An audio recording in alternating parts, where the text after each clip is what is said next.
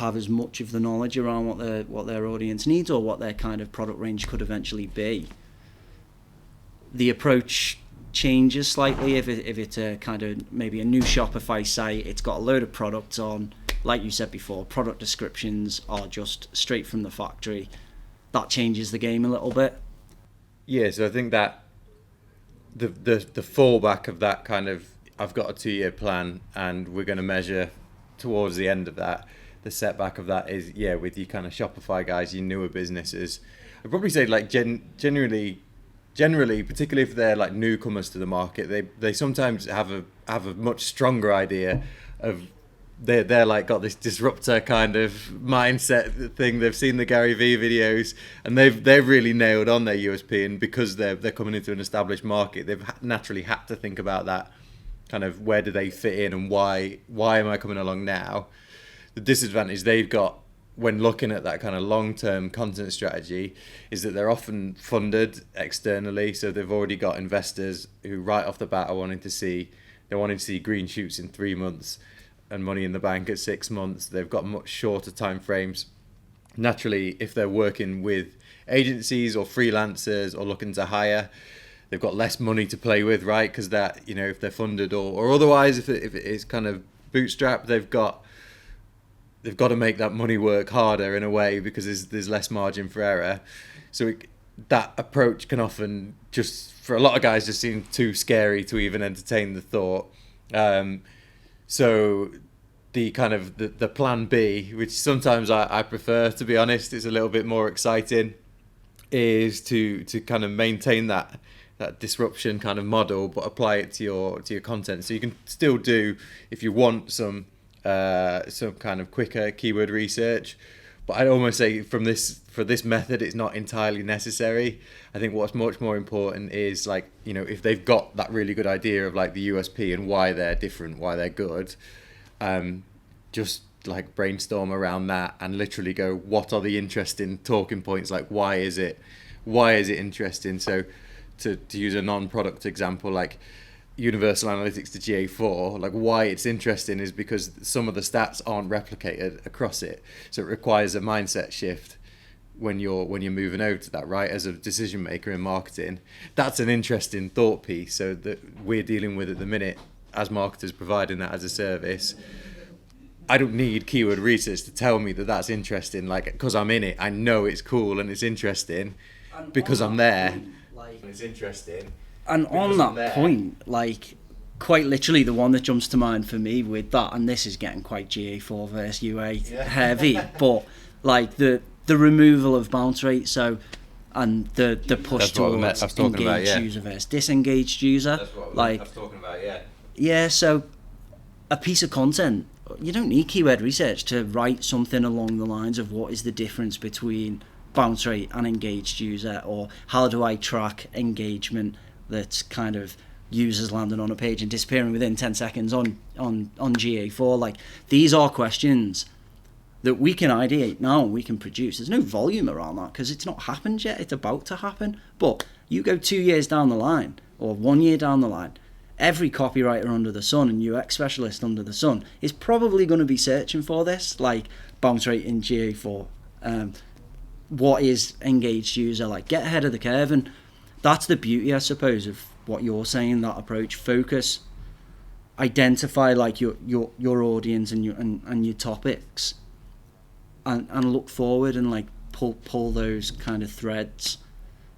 Yeah. Map keywords back to it if you want, but if it comes up with zero volume keyword, if it's a good idea, don't avoid it, man. Like it's still, exactly. You've not got as much budget. So on one hand, like you need it. You kind of need it to work, but on the other hand, like keyword research costs money, whether that's through time, resource, or fees.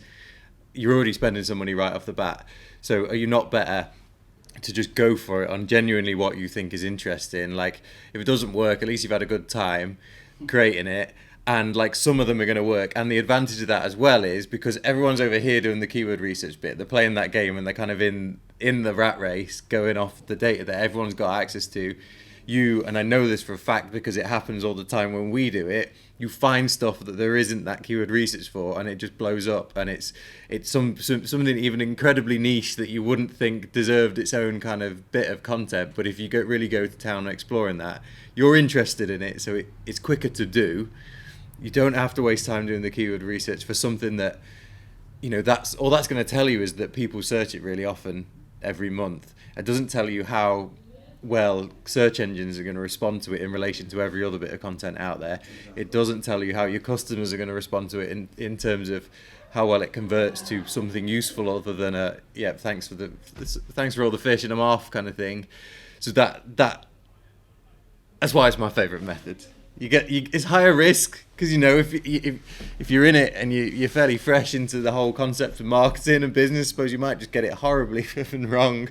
And what you thought was a great business model falls apart in front of your eyes when you start talking about all the interests and stuff, and it just bombs. But maybe that did you a favor early on, right? I think on that though, it's not really. Ultimately, whoever you're working for, you have a level of knowledge of that space and that industry and that topic. So the things that you find interesting and the things that you think are important probably are. Let's be fair, they probably are. So my point there would be that kind of potential to fail. It is there if you're not doing the kind of research.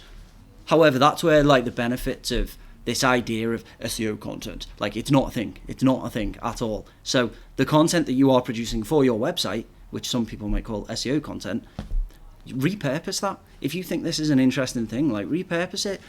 If you've got the kind of UA to GA4 comparisons, make that into a TikTok video, use that kind of document that you've created, get someone to do like we're doing right now. Little office look at the camera there. But repurpose, look to kind of use that content in other areas. So kind of go get across your socials, build audiences, get onto forums, start throwing in identifying the areas and the audiences that are already speaking about this or are about to speak about this. Raise those questions. There are so many other alternatives than just putting the content that you produce on a website, on a blog, and thinking that's the be all and end all. No, that's the starting point. You've got so much wealth and kind of depth there. Don't stop. Turn it into something else. Get it on LinkedIn. Get it on your social channels. Push it into forums. Print it off. Post it through someone's letterbox if you want.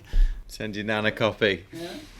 Yeah, I think that you can use that to validate in some senses in lieu of keyword research as well, right? So if you we've done it before where one of us has posted something on LinkedIn which is a 200-word short version of a concept, and people have engaged really well with it. That's then a thumbs up as far as your audience is concerned. If that smaller version of it has worked, you could do the same thing with email. You could write a newsletter. So the Spark Toro guys do this really well. Amanda sends a thought piece out as a newsletter. I don't know if those guys do the same thing, but they will get engagement stats from that piece of email content, right? All this could be used as indicators that you're still getting a direct return off that bit of channel activity, or if it's a social story or something like that. You can use that one as a kind of thumbs up. You can also use that to actually physically put in the bit of content that you're putting on the site or whatever channel it might be. And it just kind of saves work, right? Exactly, and the beauty of it as well is, I don't know how many SEO agencies would work in this way. I won't throw a number out, but I would assume that quite a lot of search agencies do use keyword research as their sole barometer of truth as to whether an article should exist or not. So that inherently makes that keyword list competitive. Ultimately, if there is a volume for a topic or a keyword, there are going to be other people talking about that, targeting it. Who knows who they are? Do they have a better content depth? Do they have better relevancy? Do they have kind of experts writing about it? You're basically jumping into a wrestling ring with a number of aged Mexican wrestlers who know what they're doing. Go that kind of other way. Own your space. Look at what your users and consumers or service users would find interesting. I'd love to do a campaign without keywords, like totally without them, where you could literally just go, how do we serve the user's need and how do we talk to them about the topics that they like. A lot of keyword research helps with understanding that, so it would be difficult, but it would be interesting to see how you perform. And I think ultimately, like, a really big point here is the holistic nature of search. So I think one of the things that is not really recognised by people that work outside of search is how you can rank for sustainable clothing without having any page that has a H1 for sustainable clothing. The reason I know this, PeopleTree, whoever's there, well done, you're working good, whatever your market employee is. But ultimately, there's the website. Across that whole website is references to sustainability and is references to clothing.